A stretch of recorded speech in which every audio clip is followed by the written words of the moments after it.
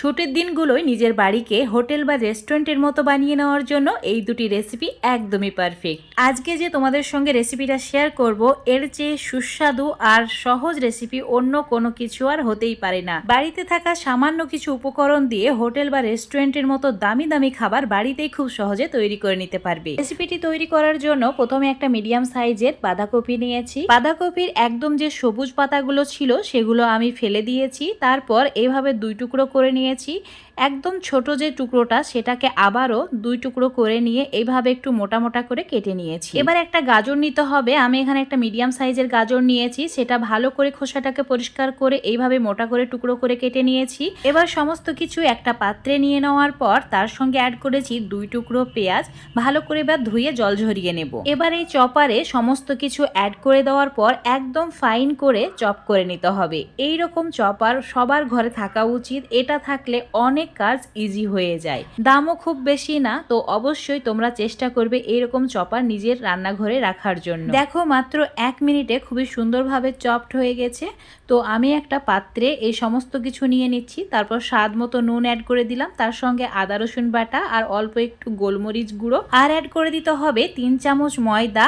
আর যেই চামচের মাপ করে ময়দা অ্যাড করবে ঠিক সেই চামচের 3 চামচ কর্নফ্লাওয়ার অ্যাড করতে হবে। কর্নফ্লাওয়ার যদি না থাকে অল্প একটু চালের গুঁড়ো অ্যাড করতে পারো, কিন্তু কর্নফ্লাওয়ার দেওয়ার চেষ্টা করবে বা অ্যারারুট পাউডার দেওয়ার চেষ্টা করবে, তাহলে একদমই পারফেক্ট হবে। খুব ভালো করে আমি মিশিয়ে নিয়েছি। একদম গরম তেলের মধ্যে এগুলোকে দিয়ে লালচে করে এবার ভেজে নেব। অবশ্যই এই মাঞ্চুরিয়ানগুলো একদম লালচে করে ভাজতে হবে আর ডুবো তেলে ভাজতে হবে। ডুবো তেলে ভাজলে খুব অল্প সময়ে একদম লালচে কালার হয়ে যাবে। আর চুলোর আঁচ মিডিয়াম করে রাখতে হবে, একদম লালচে করে ভেজে নিতে হবে। দেখো কালারটা চেঞ্জ হয়ে গেছে, তো একটা প্লেটের মধ্যে তুলে রেখে দিচ্ছি। আর বাকিগুলোকে একইভাবে ভেজে নিতে হবে। তোমরা যদি এগুলোকে পকোড়ার মতো খেতে চাও অল্প একটু কাশ্মীরি লঙ্কার গুঁড়ো অ্যাড করে ভেজে নেবে, তাহলে দেখতে খুবই লোভনীয় লাগবে। বাকি মাঞ্চুরিয়ানগুলো যতক্ষণে ভেজে নিচ্ছি ততক্ষণে একটা ক্যাপসিকামও কেটে নিতে হবে। তো আমি একটা মিডিয়াম সাইজের ক্যাপসিকাম ভালোভাবে পরিষ্কার করে ধুয়ে নিয়েছি। তারপর দুই টুকরো করে অর্ধেক এইভাবে আবারও ছোট ছোট টুকরো করে কেটে নিয়েছি। তার সঙ্গে দুটি মিডিয়াম সাইজের পেঁয়াজকে ঠিক এইভাবে স্লাইস করে নিচ্ছি। দুটি কাঁচা লঙ্কাও কেটে নিতে হবে, আর তার সঙ্গে অল্প একটু ধনেপাতা ছোট করে কুচিয়ে নিতে হবে।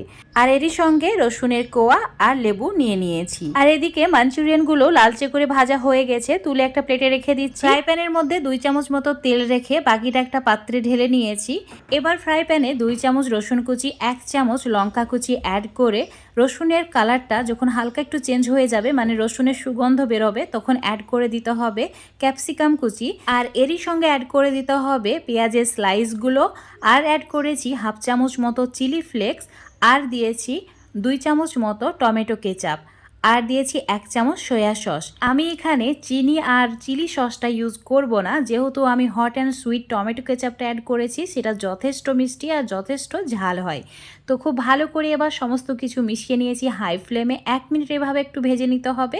তারপর এক বাটি জলের মধ্যে, মানে নর্মাল জলের মধ্যে 1 চামচ কর্নফ্লাওয়ার মিশিয়ে নিয়ে এটাকেও অ্যাড করে দিতে হবে। তারপর চুলোর আঁচ বাড়িয়ে দিয়ে এইভাবে প্রায় 1 মিনিট আমি রান্না করে নিয়েছি। দেখো এটা ঘন হয়ে গেছে আর খুব সুন্দর একটা স্মেল আসছে। তো এইভাবে যখন ঘন হয়ে যাবে তখন অ্যাড করে দিতে হবে ভেজে রাখা মাঞ্চুরিয়ানগুলো। আর মাঞ্চুরিয়ানগুলো অ্যাড করে দেওয়ার পর চুলোর আঁচটা একদম কম করে দেবে, লো আঁচে 1 মিনিট এইভাবে একটু নাড়াচাড়া করে ভেজে নিতে হবে। তোমরা চাইলে এখানে পেঁয়াজ পাতাও অ্যাড করতে পারো, তো আমি এত কিছু অ্যাড করতে পছন্দ করি না, এইভাবেই খুব ভালো লাগে খেতে। এবার অ্যাড করতে হবে স্বাদ মতো নুন আর অল্প একটু চিলি ফ্লেক্স। জাস্ট এটা গার্নিশের জন্য চিলি ফ্লেক্সটা অ্যাড করেছি, তোমরা চাইলে না দিতেও পারো। খুব ভালো করে মিশিয়ে নিয়েছি আরও 1 মিনিট। দেখো এটা রেডি হয়ে গেছে। একটা প্লেটের মধ্যে ঢেলে আমি সার্ভ করে নিচ্ছি। আজকে এরই সঙ্গে কোনো রকম চাউমিন না, ম্যাগির দুর্দান্ত স্বাদের একটা রেসিপি তোমাদের সঙ্গে শেয়ার করব। আর ম্যাগির এই রেসিপিটা একবার খাওয়ার পর তোমরা শুধু অজুহাত খুঁজবে ব্রেকফাস্ট, লাঞ্চ, ডিনার সববে এটা খাওয়ার জন্য। খুবই সুস্বাদু হয়। তো প্রথমে অল্প একটু নুন দিয়ে ম্যাগিটাকে 1 মিনিট বয়েল করে নিতে হবে। আমি 1 মিনিটের বেশি কিন্তু সেদ্ধ করিনি।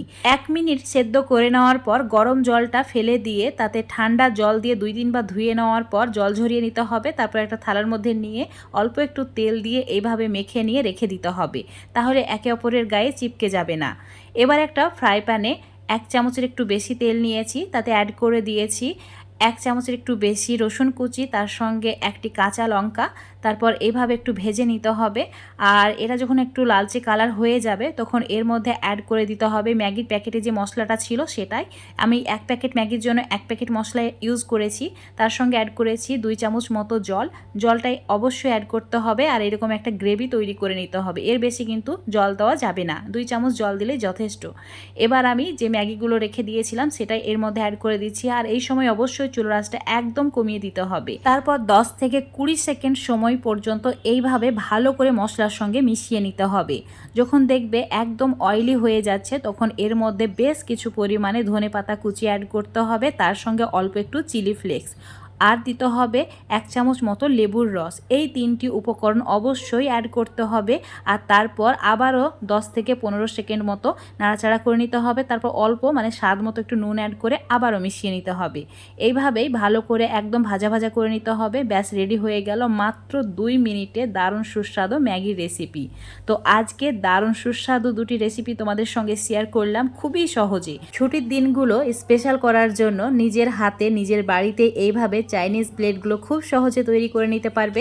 আশা করছি আজকের এই রেসিপি দুটি দেখে তোমাদের খুবই ভালো লেগেছে। ভালো লাগলে অবশ্যই বাড়িতে একবার বানিয়ে খেয়ে দেখবে, তারপর কমেন্ট করে জানাবে আর অবশ্যই লাইক আর শেয়ার করে দেবে। রেসিপিটা ফেসবুক পেজ থেকে দেখলে পেজটাকে ফলো করে নেবে, ইউটিউব থেকে দেখলে চ্যানেলটাকে সাবস্ক্রাইব করে রাখবে আরও এরকম সহজ রেসিপিগুলো পাওয়ার জন্য। তোমাদের কাছে রিকোয়েস্ট থাকলো ম্যাগির এই ইউনিক রেসিপিটা বাড়িতে ট্রাই করার জন্য। আর আমি গ্যারান্টি দিচ্ছি এটা খেয়ে তোমরা সত্যিই প্রেমে পড়ে যাবে।